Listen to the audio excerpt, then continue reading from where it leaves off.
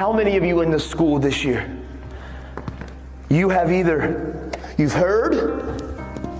you've seen, but somebody in this school, not you, but you have seen or heard a classmate talking about or entertaining the idea, and I need you to be honest.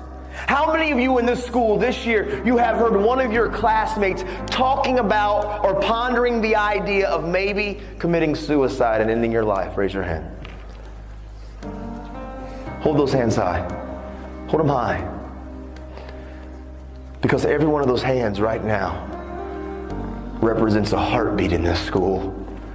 Every one of your hands represents a young man and a young lady in here that has been contemplating maybe giving up's an option. Maybe they feel like life's just too difficult and too tough, and they feel alone and they feel isolated, and they've seen it on social media and they've seen it on TV, and they've got the idea that maybe I should just end my life. And I see tears and I see the emotions because I know it's real. And I want all of you that pick on kids and how you treat people and how you are tearing people down, you need to realize how you are treating us is causing some of us to think that possibly ending our life is a solution. Your words hurt us. And you know what the truth is? A lot of you wear masks and you treat people a certain way. But the truth is you hide behind your mask because you probably have battled suicidal thoughts yourself. And so you mask it and you act like your skin's thick. But really on the inside, there's times you feel alone and feel abandoned. And I hear the tears, man. All of you listen to me, young men and young lady that's in this school right now. Any of you that have been contemplating and you've actually thought about, maybe I should just end my life, I would be the very first one to look at you face to face and tell you very boldly, but very matter-of-factly, don't you dare die.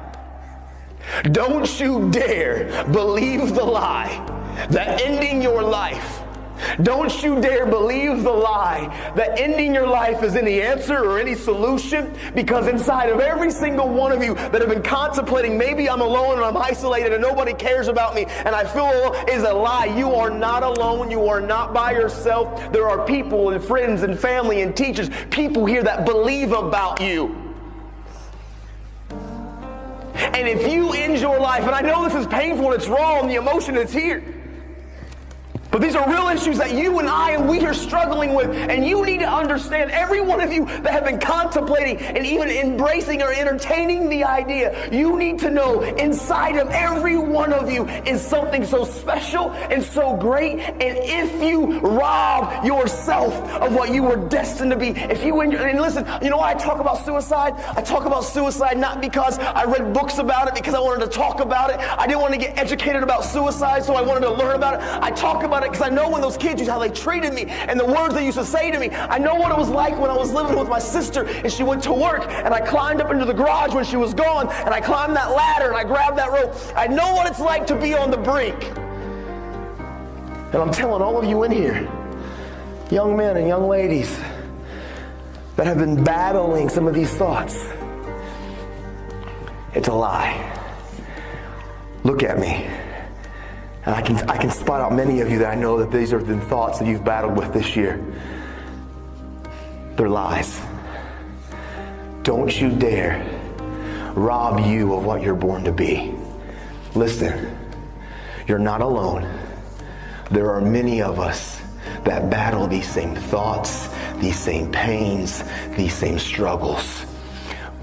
But inside of every one of you, I promise you, if you believe the lie and actually try to take your own life out, you're robbing this community, this school, your family, and you're robbing yourself of what you were destined to be. Because inside of all of you who are battling the ideas of giving up on life, you're robbing. Some of you are born to be doctors and scientists and teachers and entertainers and musicians and radiologists and social workers, counselors. Some of you are born and destined to do amazing things that can impact and change this world. And if you believe the lie and you let the life and the world try to take you out, you are robbing us of what you were born and destined to be. Listen, my little girl, I have a little girl that's 18 months. In the future, she could get sick and have some disease. And maybe you're the one that's born and destined to create the cure. And if you end your life and you rob us of what you were born to be, I need you.